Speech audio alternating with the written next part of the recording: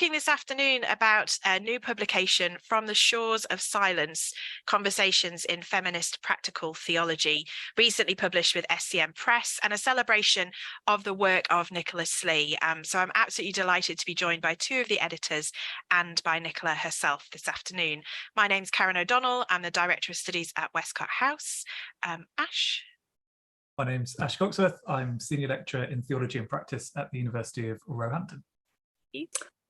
Hello, I'm Nicola Slee, and I've got to get used to calling myself a professorial research fellow at the Queen's Foundation and Professor of Feminist Practical Theology at Vrije University, Amsterdam. Hi, I'm Rachel Starr at Queen's, and I am one of the Directors of Studies and a Biblical Studies tutor as well. Fantastic. Thank you, all three of you, for joining me today. I really appreciate it. So Ash and Rachel, two of the three editors of this volume. The book is both a celebration of the work and the person of Nicola, with whom you've both worked over many years. And it's also a text speaking into the field of feminist practical theology. Would you talk a little bit about how those twin aims impacted on the shaping of the volume and the kind of the nature of the work itself? Who's going to kick us go off? First, Ash? Go for it, Ash. Yeah. Well, first of all, it's really exciting to be talking about the book. It's a book that it was a real joy to put together, actually. And it's rare that you can say that, about editing books. If anyone's got any experience of editing these things, this was quite unusual in the sense of it being a book that kind of took care of itself. And given that this was really written and edited during the pandemic, it's a pandemic book in a sense. That's I think that made our lives a lot easier. But I think also says something about the passion that our contributors to the book, who really made the book, right? Had for Nicola as a person, as a friend, as a scholar, as a mentor, as a teacher, as all sorts of things, and really the contributors committed wholeheartedly to the book to make it a real joy to bring to fruition and bring to publication.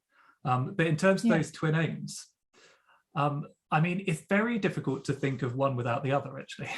And this is a book that definitely celebrates Nicola and Nicola's achievements and Nicola's contribution to the discipline, but does so by also celebrating the discipline.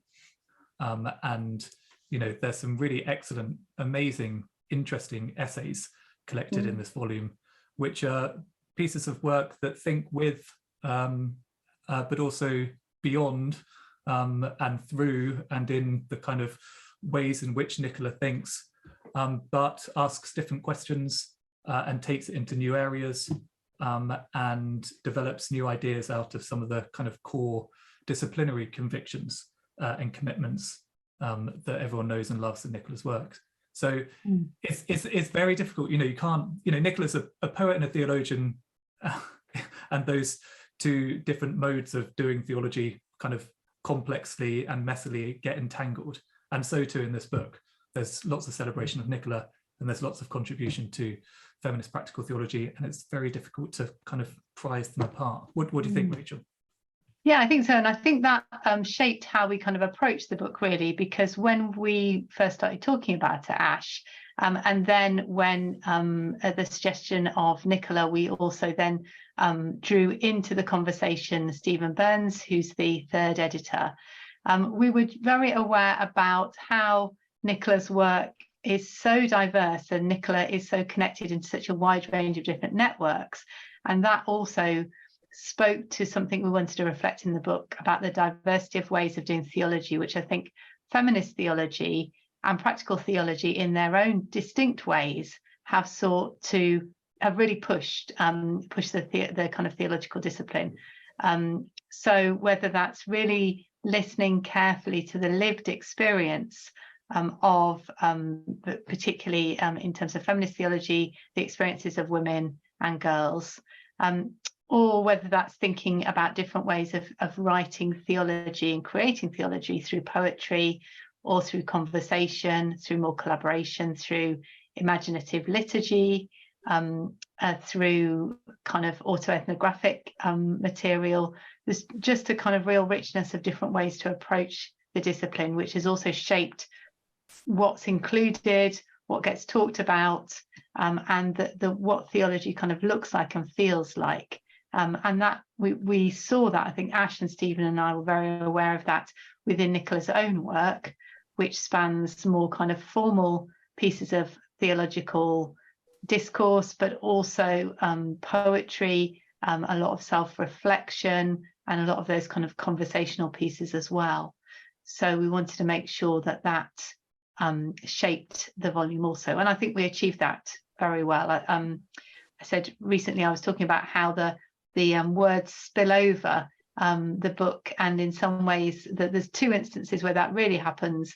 One, I think one of the poems that's in one of the chapters is on one side, and you have to turn the book around to read it, and another piece which Heather Walton wrote is a kind of stream of two sets of words running down the pages, kind of connecting. Oh yes, that's the poem. Yeah.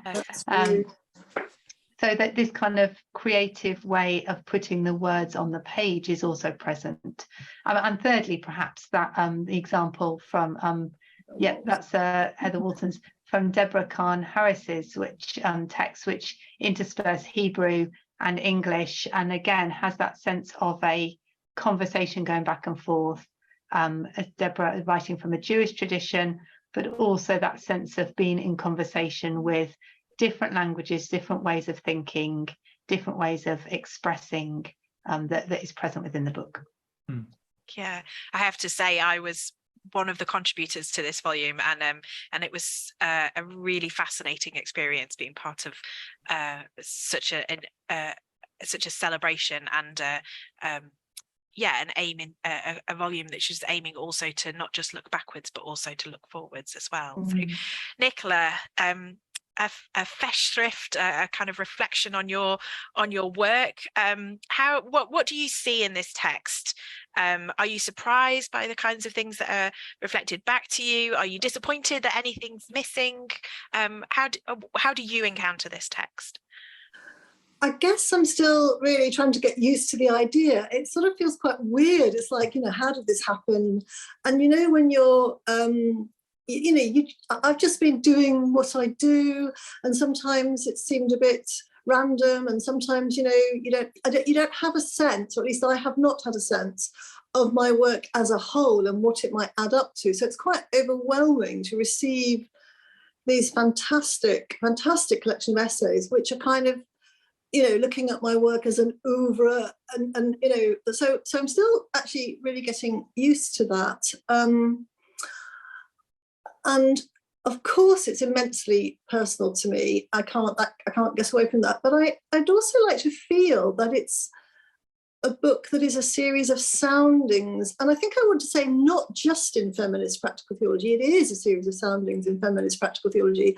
I'd like to say it's a series of soundings and some of the best theology from these shores, these British shores mostly, and from our times. And I think anybody picking it up who hadn't a clue what's going on in theology, what are some of the issues, what are some of the debates, I hope they might really get a flavour of that. And I love all sorts of things about it. I love its artistry and its poesis and its shaping and its crafting.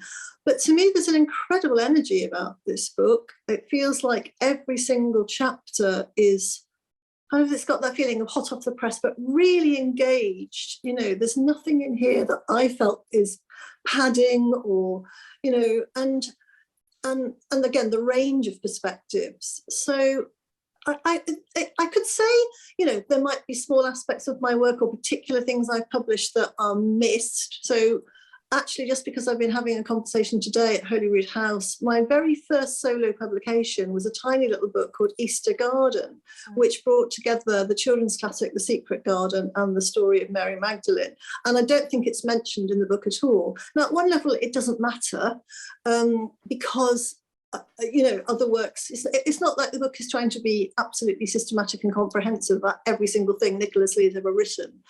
So I have no sense whatsoever of disappointment that things have been missed. If anything, the absolute opposite, a sense of an overabundance of riches that are being offered to me to sort of feast on my own work, but also feast on the extraordinarily creative ways that other people are taking that work further forward into areas, into issues that I would and could never do. So just great gratitude and thanksgiving. And as I said at the launch, I think I will always be reading this book as long as I've got intelligence and eyes that can see, to kind of remind myself of what I'm about, but also to rejoice in all these other amazing voices, of whom you're one, Karen. Take the germ of some of my work on Mary, which I didn't develop, Mary as an old woman, and you take that and you run with it and you develop it in scholarly ways and in creative ways and indeed in liturgical ways that I only just hinted at. So that would be one example, but that's happening again and again and again in the book. Fantastic. Yeah. Sorry, Rachel, go for it. Yeah, I was just thinking when you were talking, Nicola, you did your own kind of gathering up of some of your work in one of your publications before, didn't you, with the Fragments of Fractured Times collection, which I wondered if that was one of your kind of moments of gathering some of those fragments as a kind of bringing them into a kind of more explicit conversation, and then this is a further gathering of some aspects of your work into a conversation that involves even more people and even more voices.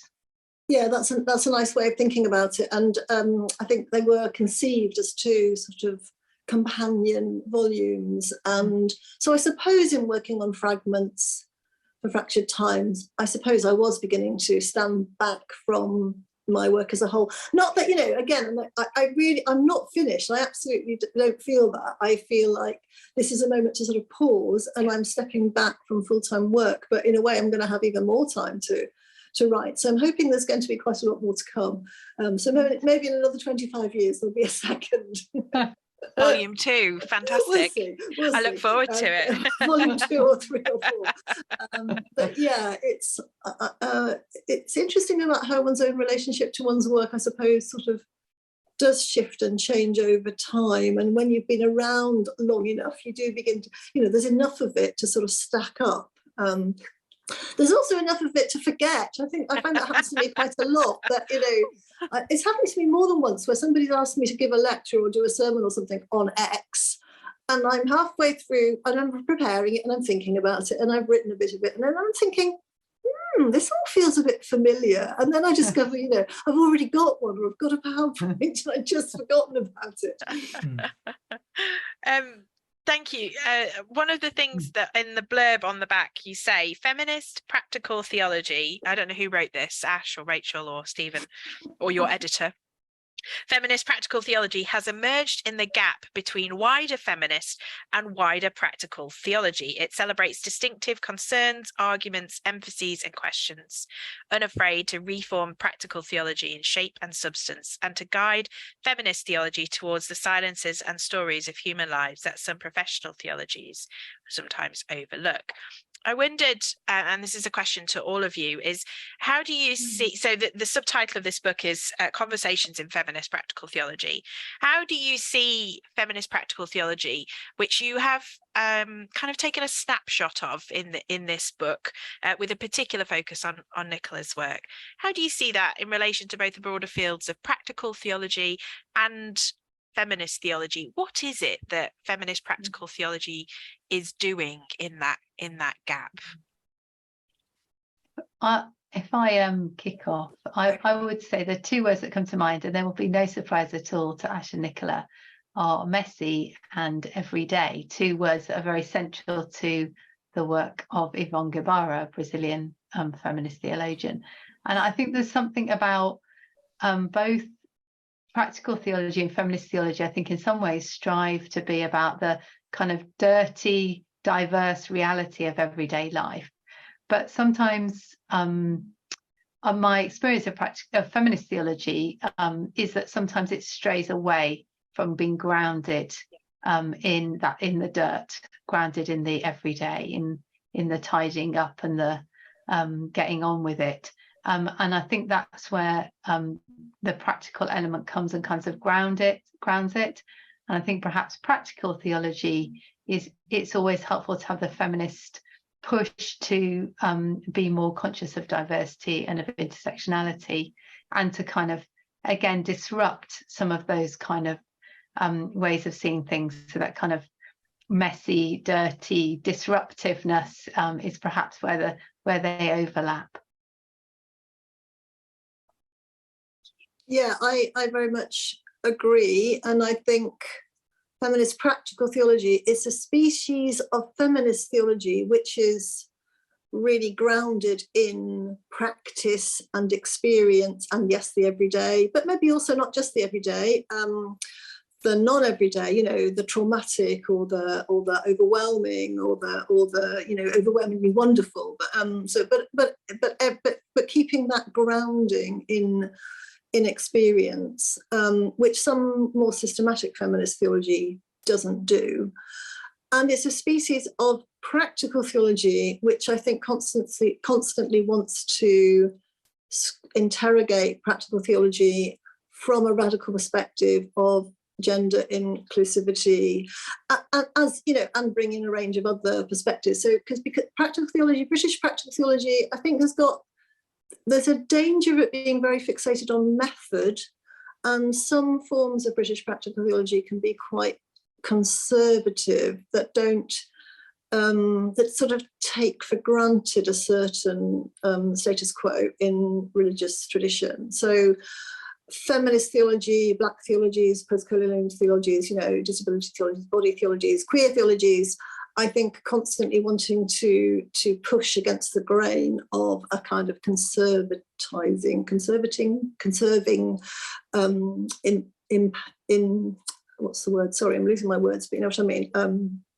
Trend in British practical theology. So it's a bit like a Venn diagram, and you know, feminist practical theology somehow meets in the middle. Yeah.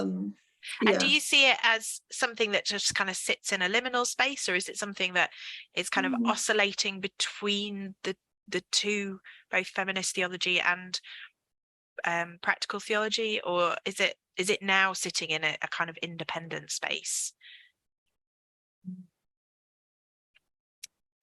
I don't know. I mean, I don't know how many. Sure. I don't know. You know, I've sort of called, and it was partly when I had got the chair at Amsterdam, we had to decide what to call it.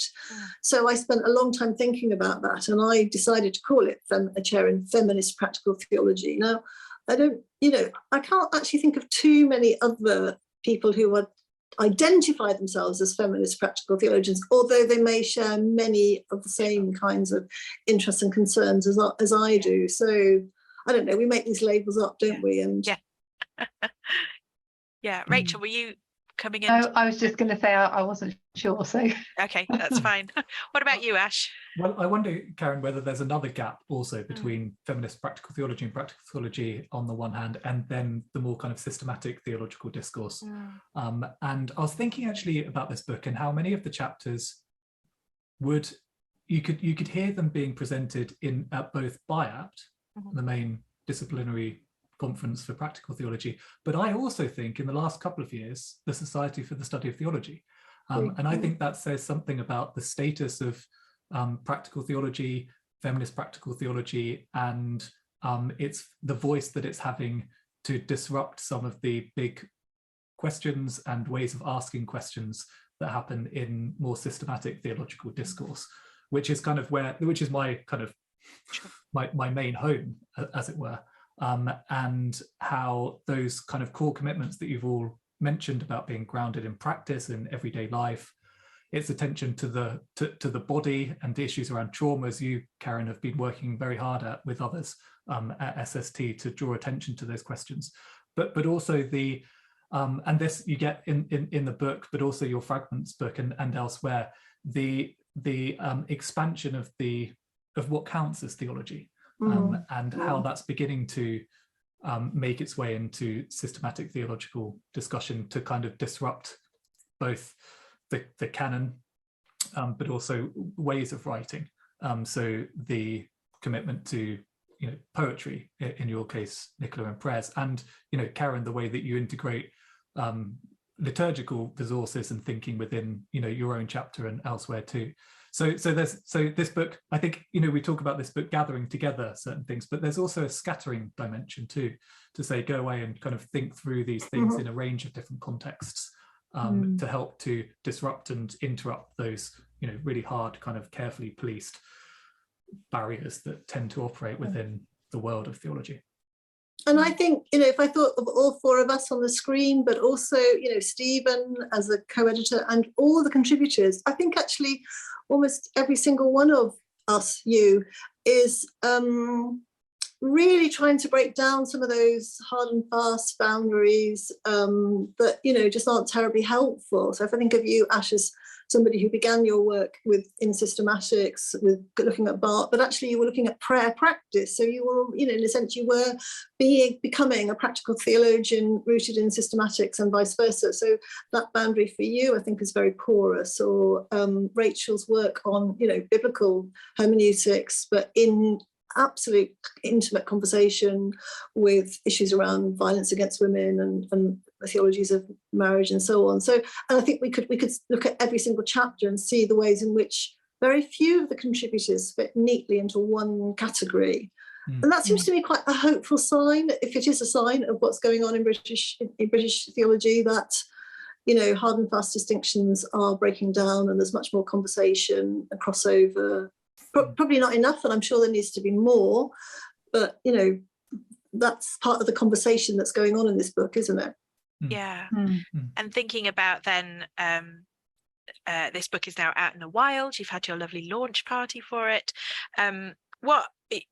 Picking up on Nicola's last comments there, what are your hopes then for both the book and how it will be used and engaged with, but also the kind of field that you're articulating here, this field of feminist practical theology? What do you feel hopeful for? I think a couple of things from me. One of the things that I was really pleased about was that we had one particular chapter that was very focused on biblical texts, so Deborah Kahn-Harris's chapter, and there's such creative work being done in feminist biblical hermeneutics. It doesn't always get picked up, and vice versa from within feminist theology and feminist practical theology. So further kind of enriching of those conversations I think is really important, and that fits alongside that sense of ongoing diversification of the conversations and those who are involved. So Nicola's work on the Faith Lives of Women and Girls Symposium is really illustrative of that, and there was a chapter that focused on that particular network in the book and how that's become increasingly diverse, particularly around different faith traditions being represented. So that kind of sense of that continuing diversity of those who are involved within feminist and womanist and practical theology, and the kind of theology more widely, is something that we're seeing, and it's just I'm hoping that this book will continue to encourage that greater diversity and conversations between the different communities. Yeah, thank you. Brilliant. Thanks, Rachel. I really hope that's the case, and I think we are starting to see some little glimmers of hope in that as well. Ash, what about you? Well, one of the words that we said, quite often over the course of this interview is conversation, and that's really at the heart of this book. And I hope that the book does go on to generate further conversation and extend conversation in all sorts of interesting ways. And I hope, as I said before with SST, I hope that those who are more entrenched in classical forms of systematic theology might also pick this book up and read it and learn from it and extend the conversation within their own disciplinary areas. So there's that hope, but there's also, and I said this in the launch, I mean, maybe this is just a bit too pious of me, but I hope it makes a contribution to the life of the church too. There's not a distinctive ecclesiology in a sense that emerges from the book.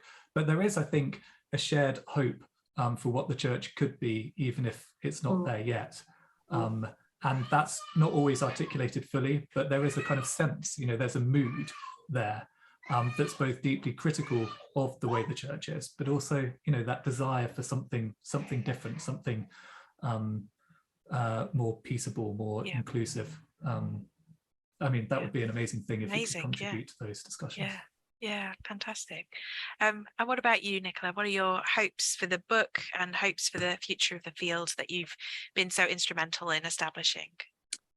Well, all those things that Rach and Ash have said, but also I think one of the things that really strikes me about the book is, and this is part about the quality of the conversation, that something about commitment to bringing all voices into the conversation and engaging them. And by that, I don't simply mean bringing in different constituent communities. I do mean that, but I also mean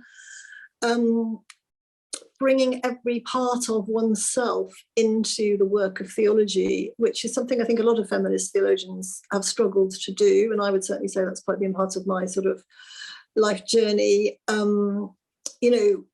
Not leaving anything out, not leaving out your anger, not leaving out your menstruating body or your menopausal body, or, your sick body, or not leaving out your political struggles, not leaving out your struggles with voicelessness. There's so much of that in the book, I think, where people are naming very honestly their own struggles and the gaps that they experience between different parts of their own, identities or communities. And that seems to me like that's partly where the energy comes from, I think, in the honesty, the bravery, the sort of the full-bodied engagement. This is not a cerebral book, it's a highly scholarly book, but it's demonstrating a form of scholarship that is rooted in the body and in politics and in the earth. And I think that comes through in the whole quality of not just what is said, but the way it is said, the words that are used, the forms of speaking that are evident.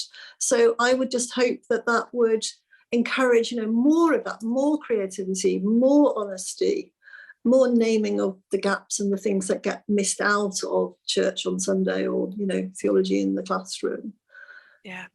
Fantastic. I have to say, I'm teaching a class on gender and Christian theology next year, 23-24, and I'm already kind of planning a number of chapters out of this book to kind of come into that course, and I know it will be really enriching for students who perhaps have very much been undertaking very classical systematic forms of theology to encounter really fresh and exciting and, as you say, hot off the press kind of ways of thinking and doing theology. Nicola, it's been an absolute pleasure to have the privilege of contributing to the volume, and I'm really delighted that Rachel and Ash and Stephen invited me to do so. I think the book is fantastic. As I say, already planning to use it in my teaching, but also have just very much enjoyed reading the chapters in there. How wonderful to celebrate your work, Nicola, even if it's a kind of pause for reflection before much more is to come. And Ash and Rachel and Stephen in his absence, congratulations on such a fantastic volume. I think you've done a fantastic job. So huge thanks for participating this afternoon as well. It's been lovely to talk to you. Thank you, Karen. Thank you. Thank you, everybody.